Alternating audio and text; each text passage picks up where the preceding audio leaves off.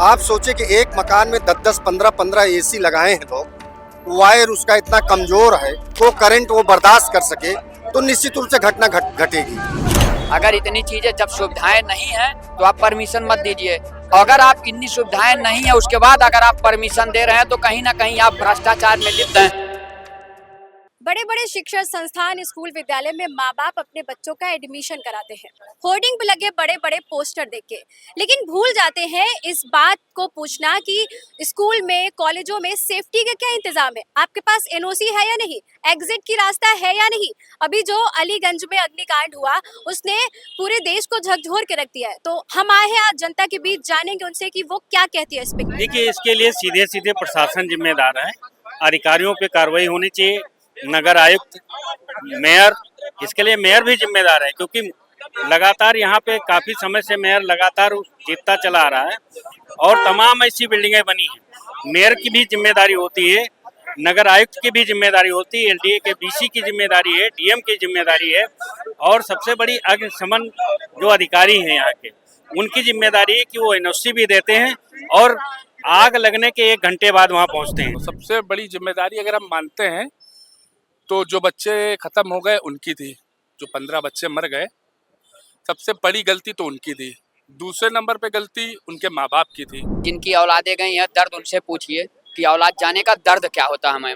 दूसरी चीज कि सरकार को भी चेतना चाहिए कि इनको आप अगर परमिशन दे रहे हैं चलाने के लिए तो क्या उनके पास अतिरिक्त कोई व्यवस्थाएं हैं, आपातकालीन खिड़कियां हैं, दरवाजे हैं, अग्निशमन यंत्र क्या उनके पास है।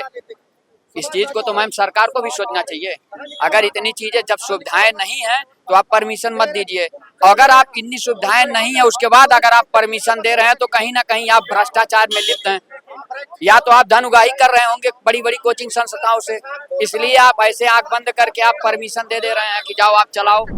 ये जिम्मेदारी जिसकी कोचिंग थी, जिसने ये बनवाया था, जिसने ये नक्शा पास किया था, उनकी जिम्मेदारी गलत ढंग से क्यों पास किए थे। सुरक्षा का कोई इंतजाम नहीं था तो मकान मालिक को भी तो इसमें दोष है। नंबर 2 का काम करा करके ले करके किसी को जैसा हुआ हो, ये गलत ढंग से अपनी मकान बनवा के कोचिंग चला रहे तो पहला दोष तो उनका है। देखिए, सुरक्षा के मानक कहीं मालूम ही नहीं चलता क्या सुरक्षा के मानक है। कागज पे तो सब हो जाते हैं मानक, कागज पे तो दिखाई देते हैं मानक, वो धरातल पे नहीं होता है। तो जब कागज पे सब है, धरातल पे है नहीं, तो आप कहाँ पे सावधानी बरतेंगे। भ्रष्टाचार सब जगह जो है वो भी चरम सीमा पर है। मतलब हर प्रशासनिक व्यवस्था को पैसा चाहिए और वो पैसा ऐसे वैसे नहीं होता, वो पैसा जाता है सरकार तक। भाई पहुंच के आगे क्या बताया जाता है। बच्चों का भविष्य, बेचारे भविष्य बनाने के लिए गए हुए थे बच्चे, वहाँ पढ़ रहे थे, अपने भविष्य के लिए तो कर रहे थे। अब उसके बाद बताइए, एलडीए अभी किसी का घर हो, प्राइवेट घर बना रहा हो तो तुरंत एलडीए जाके ध्वस्त कर दे रही है। भाई जब एनओसी एलडीए ने एनओसी नहीं दी, फायर एनओसी नहीं मिली तो कैसे चल रहा है सब। कहीं ना कहीं तो कुछ ना कुछ तो होगा तभी तो चल रहा। सरकार मुआवजा दे रही है, क्या इससे बच्चे वापस आ पाएंगे? माता पिता ने जिन बच्चों को खोया है। सरकार इतनी बेशरम है, इतनी ज्यादा बेशरम है। 5 लाख रुपए, मतलब आप अपने साथ में 5 लाख रुपए का सेटअप लेके घूम रहे होंगे। क्या होता है 5 लाख रुपए में? उससे ज्यादा की फीस जमा की होगी।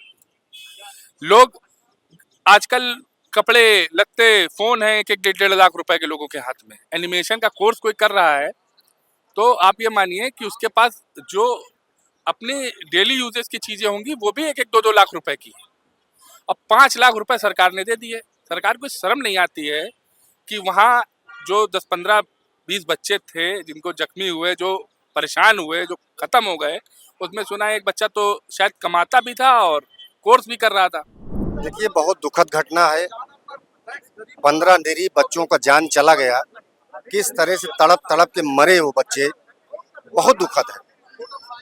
मैं हृदय की गहराई से मैं श्रद्धांजलि अर्पित करता हूँ। ईश्वर अपने चरणों में उनको स्थान दे, परिवार को बल प्रदान करें।